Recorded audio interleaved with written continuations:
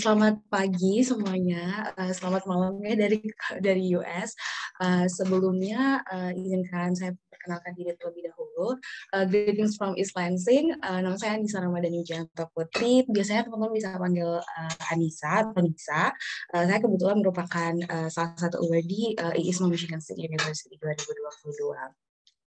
Untuk mungkin topik pertama yang bisa kita bahas bersama-sama di sini itu merupakan apa sih IISMA itu.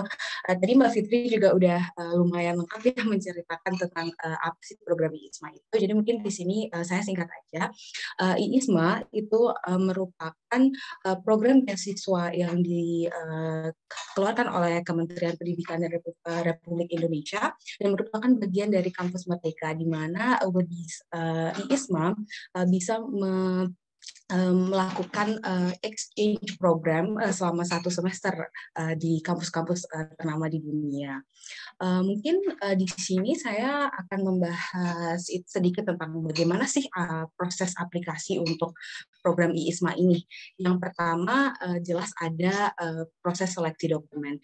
Jadi dokumen ini merupakan tahap pertama yang akan teman-teman lakukan ya kalau untuk mendaftar IISMA.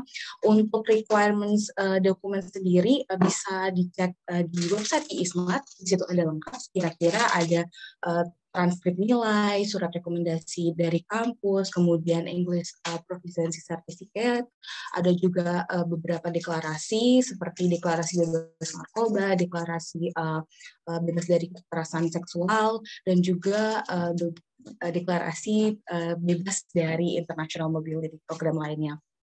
Dan kemudian kemarin kita ada tahap kedua yaitu tes kebinekaan setelah melakukan seleksi dokumen. Kemudian tahap ketiga jika teman-teman mendapatkan konfirmasi untuk lolos di tahap interview maka akan melakukan tes interview. Kemudian ada juga tahap melengkapi dokumen-dokumen yang diperlukan seperti SKCK atau ada juga surat keterangan sehat dari rumah sakit, namun itu hanya sifatnya tambahan jika sudah melewati tahap interview. Dan yang terakhir ada final announcement. Di sini mungkin saya ingin membagikan beberapa tips dari saya sendiri ya mengenai proses pendaftaran IISMA. Kalau dari saya itu menyarankan teman-teman untuk take the benefits from early preparation. Apa sih early preparation? Yang pertama bisa melakukan riset dini nih tentang host universities. Karena selagi masih ada banyak waktu luang, teman-teman bisa nih riset-riset melalui website IISMA atau bisa kepo-kepoin Instagram dari host-host university yang menjadi partner IISMA. Bagaimana sih kira-kira ritme belajar di sana? Itu kan banyak ya awardees yang sudah sharing cerita atau pengalaman mereka. Terus kira-kira courses apa yang bisa teman-teman ambil dan mungkin tertarik untuk dipelajari, terus bagaimana kehidupan di kampusnya. Dan yang kedua, persiapkan lebih dini English Proficiency Test. Karena kan IISMA ada banyak ya pilihannya, bisa pakai IELTS, bisa pakai TOEFL, atau pakai Duolingo. Kalau saya pribadi, kemarin sebenarnya sempat ingin pakai IELTS untuk English Proficiency Certificate-nya, tapi tidak cukup waktu persiapannya karena tahun 2022 ini pendaftaran IISMA dimajukan dibandingkan tahun 2021. Jadi akhirnya saya pakai Duolingo. Nah, teman-teman bisa memperkirakan nih ketika sudah menemukan kira-kira host university di mana nih yang teman-teman tertarik, ternyata dia tidak pakai Duolingo, maunya IELTS atau TOEFL. Nah, itu kan juga perlu diperkirakan kira-kira persiapannya berapa lama. Terus yang ketiga ada persiapan paspor. Sebenarnya untuk pendaftaran IISMA itu tidak diminta paspor dulu, teman-teman.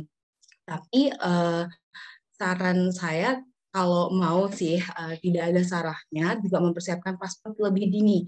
Karena kalau misalkan nunggu pengumuman final announcement kalau udah jadi awardees itu ada banyak banget dokumen yang harus diurus ya. Dan pengalaman dari teman-teman dan juga awardees tahun lalu, kalau baru mengurus paspor setelah ada pengumuman menjadi awardees itu ada agak sedikit keteteran. Dan juga saya ingat ada pesan dari Kaprodi Hubungan Internasional UI ya, Pak Hangga Fatana tahun lalu. Beliau menyampaikan kalau paspor itu bisa dijadikan doa atau langkah awal teman-teman. Jadi mungkin bisa dipersiapkan terlebih dahulu. Terus yang keempat juga persiapan isai dari interview. Isai IISMA dari pengalaman tahun 2021 dan tahun ini itu sama, ada sedikit perbedaan tapi pertanyaan yang ditanyakan itu serupa dan itu juga sudah ada di website uh, resmi IISMA dan sayang kalau misalkan teman-teman melewatkan kesempatan itu dan juga interview. Kenapa latihan interview dulu padahal baru daftar awal? Ketika teman-teman memulai mengerjakan esai, teman-teman bisa juga latihan interview nih. Selain bisa mengasah kemampuan komunikasinya juga, itu bisa mempersiapkan juga ketika teman-teman udah dapat announcement kalau lolos ke tahap interview. Karena berdasarkan pengalaman saya pribadi, kemarin tuh jarak antara pengumuman lolos tahap interview dan the actual interview date itu sangat-sangat mepet ya. Kemarin pengumumannya tanggal 21 Mei dan saya interviewnya 23 Mei pagi. Jadi hanya kurang dari 48 jam dan akan sangat membantu kalau teman-teman udah latihan interview dari jauh-jauh hari juga. Dan yang terakhir, saya agak percaya, bukan agak tapi sangat percaya dengan the law of attraction. Jadi positive thoughts itu akan membawa positive result. Artinya kalau teman-teman punya mimpi ingin menjadi awardee IISMA, gitu. Berpikiran positif akan membawa teman-teman untuk melakukan usaha-usaha yang terbaik juga. Jadi ikhtiarnya juga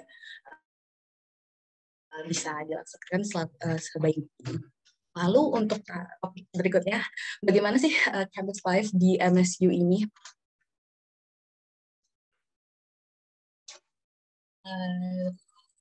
Ada sedikit video yang saya siapkan sebenarnya.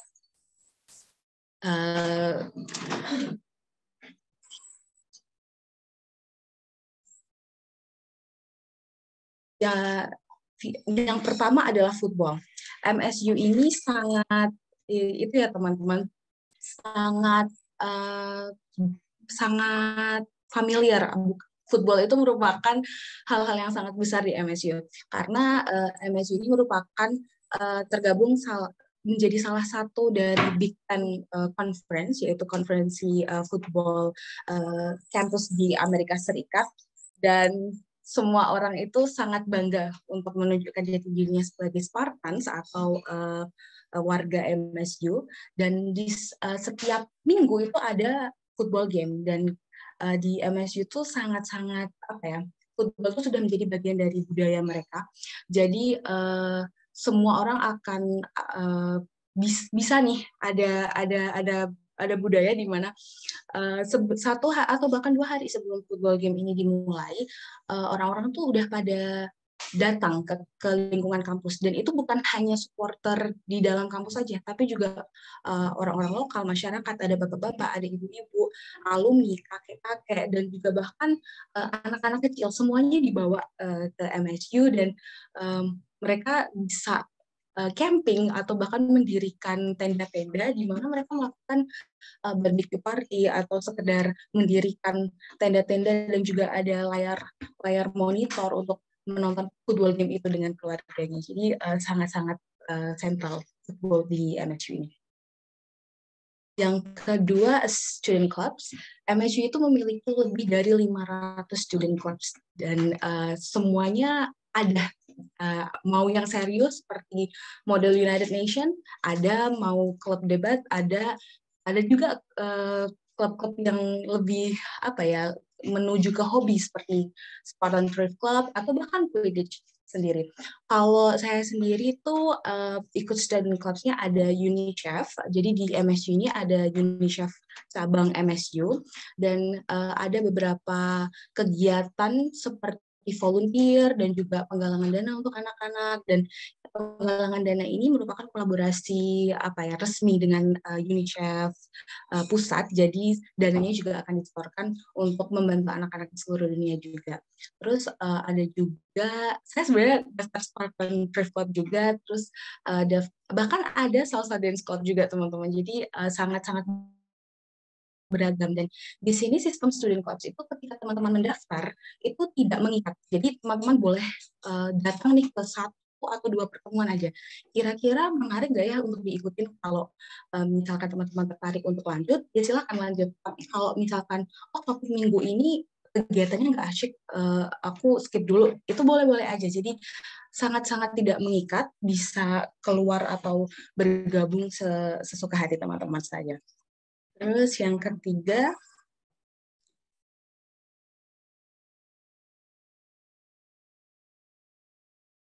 ada student activities.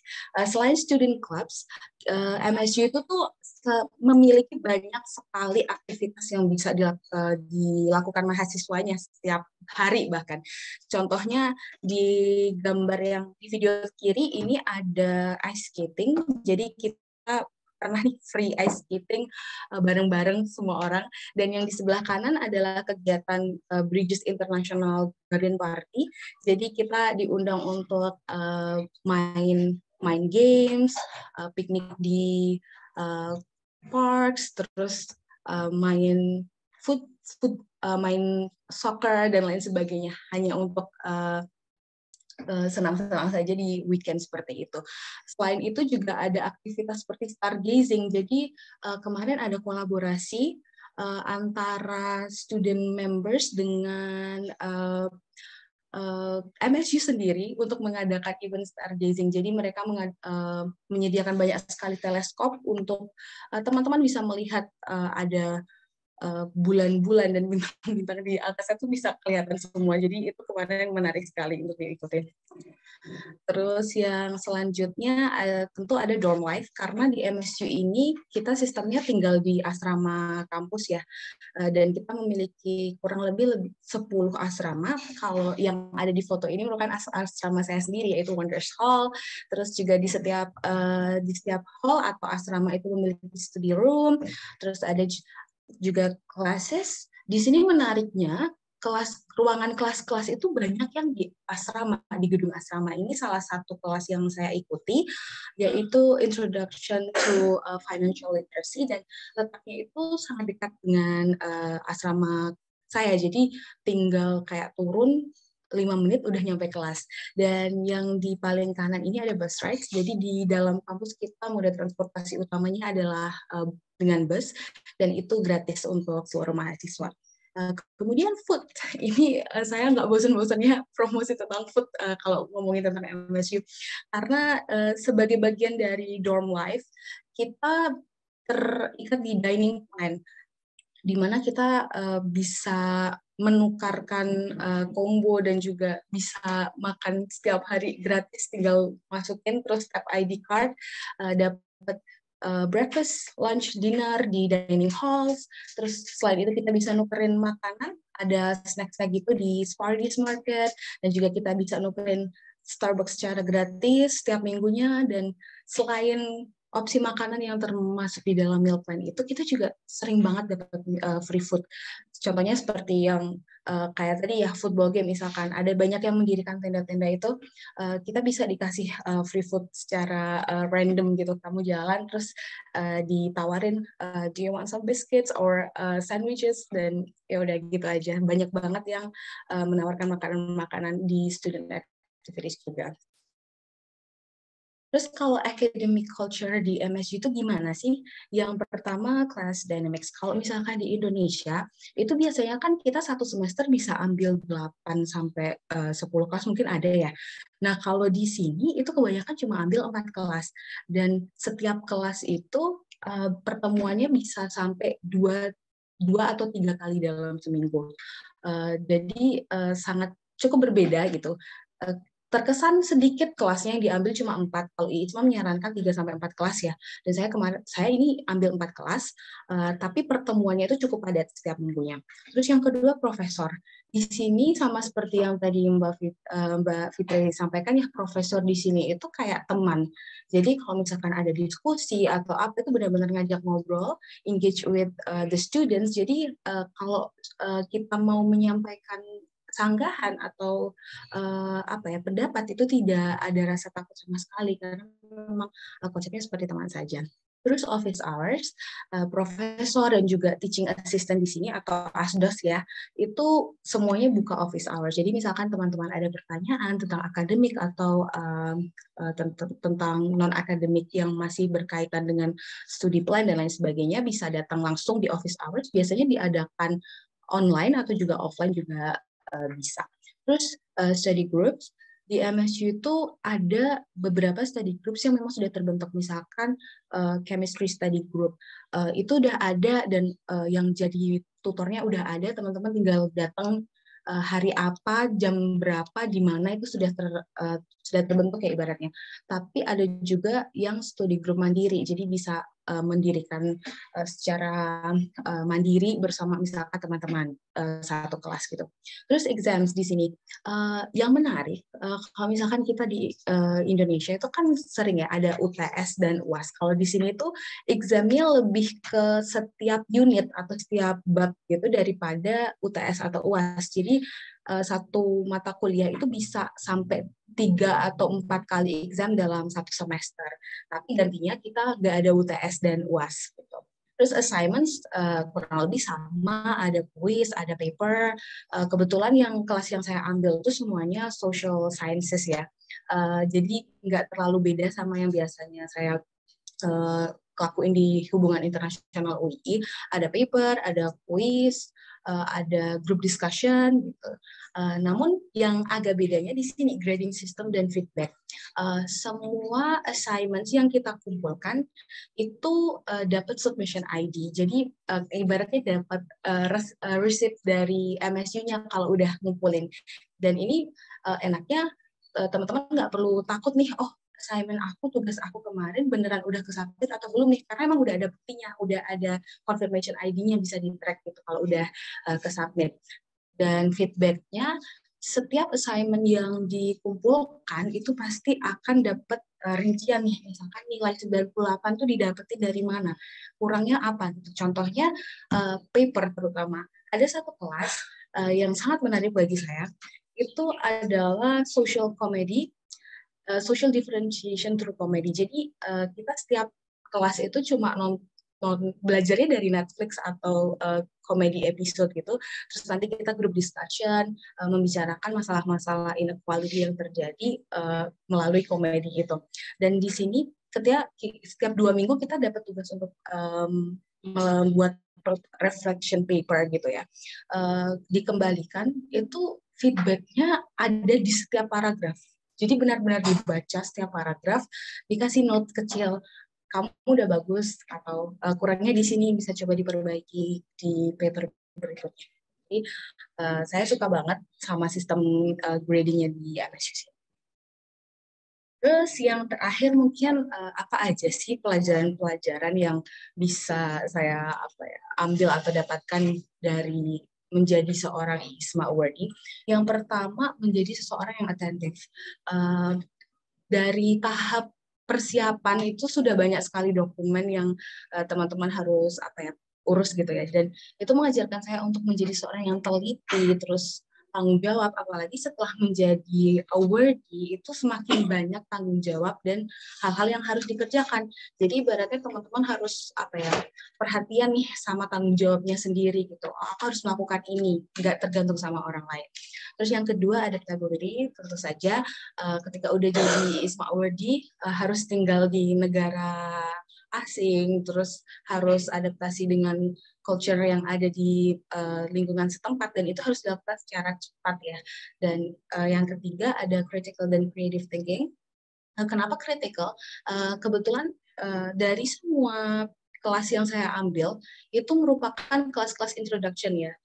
Misalkan biasanya diambil untuk mahasiswa semester 1 atau semester 3. Tapi beban tugas yang diberikan dari profesornya itu menuntut teman-teman untuk memberikan hasil terbaik. Contohnya di setiap assignment diminta untuk menyatakan opini. Jadi teman-teman tidak hanya kayak ngambil pendapat dari ahli A, B, C, tapi harus menyatakan opini kamu tentang isu ini tuh gimana gitu, dan itu melatih kemampuan untuk berpikir secara kritis. Dan yang creative thinking, kenapa? Tadi Mbak Fitri menyebutkan ada challenge yang diberikan dari ISMA. Nah, challenge-challenge yang diberikan dari ISMA ini tuh melatih awardee untuk apa ya? Menjadi seseorang yang kreatif, karena kita harus memanfaatkan resources di kampus masing-masing dan juga memberikan yang terbaik untuk melakukan challenge itu. Yang keempat tentu social skills. Teman-teman udah jauh-jauh di negara orang, terus pasti harus apa ya, bersosialisasi dengan teman-teman internasional, teman-teman lokal.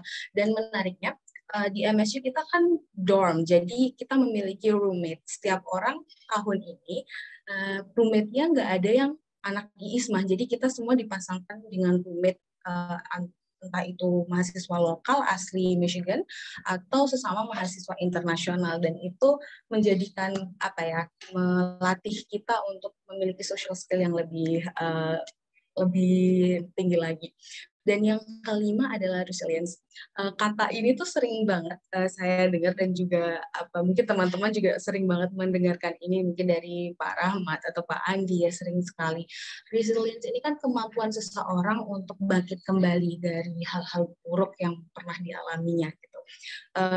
Kebetulan ini sangat personal bagi saya, karena 1 bulan sebelum saya berangkat ke MSU ini, saya dapat apa ya, cobaan atau tantangan yang cukup menguras energi, waktu, dan juga melatih kesabaran. Dan itu permasalahan tentang visa saya ya. 1 bulan sebelum jadwal keberangkatan yang seharusnya visa saya itu sempat tertahan, dan itu butuh waktu 4 minggu penuh untuk diselesaikan, dan akhirnya dapat, dan saya juga bisa berangkat ke MSU. Namun konsekuensinya saya harus berangkat sendirian, terpisah dari semua teman-teman saya dari ISMA. Saya harus berangkat sendiri dari Jakarta ke East Lansing, dan itu merupakan pertama kalinya saya ke luar negeri sendirian. Saya waktu itu kayak berpikiran, wah pasti nyasar, wah pasti ketinggalan pesawat, wah pasti udah banyak sekali pikiran-pikiran buruk. Tapi karena ada tantangan yang harus dihadapi seperti itu, menjadikan saya harus berpikir cepat, nggak boleh menyerah di satu titik saja, dan ya alhamdulillah bisa dilewati. Kira-kira dari saya sekian. Kalau misalkan teman-teman masih ada pertanyaan tentang ISMA, misalkan pengen tanya-tanya aja setelah sesi talk show ini, boleh mampir ke Instagram saya, dan insya Allah akan saya jawab. Terima kasih, saya kembali kepada Mbak Sekar.